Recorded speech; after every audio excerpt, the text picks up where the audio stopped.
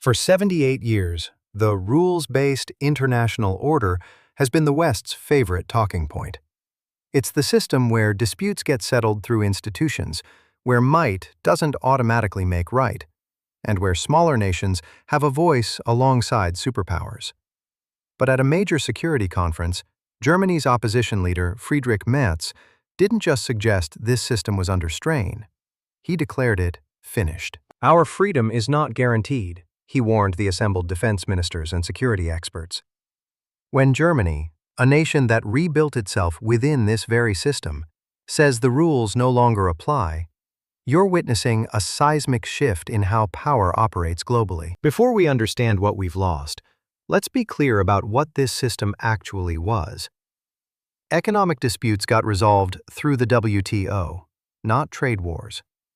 Territorial conflicts faced international arbitration, not unilateral annexation. Nuclear proliferation was managed through treaties, not threats. War crimes faced international courts, not impunity. The system wasn't perfect. Ask Iraq, Libya, or dozens of proxy conflicts. But it provided a framework where smaller nations could challenge superpowers through legal mechanisms rather than military might alone. Merz's warning reflects what security analysts have been tracking for years. We're entering an era where strength determines legitimacy, not international law. Look at the evidence. Russia annexed Crimea and invaded Ukraine despite UN charter violations. China built artificial islands in the South China Sea, ignoring international court rulings. The U.S. withdrew from Iran nuclear deal and climate accords unilaterally.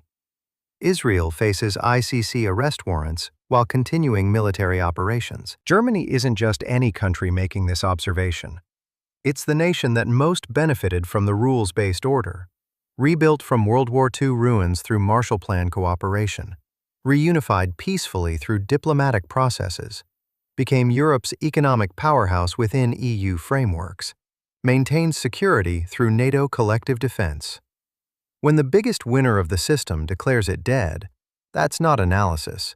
It's an obituary written by the chief beneficiary. If you're not a major power, Merz's declaration should terrify you.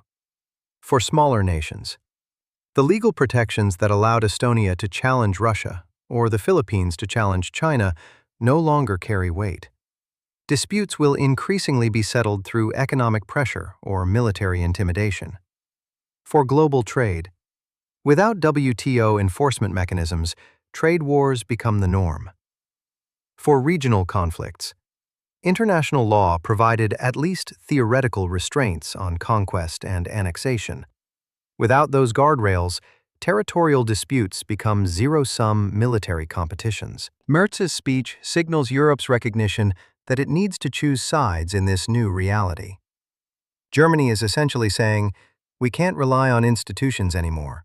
We need stronger alliances with actual military and economic teeth.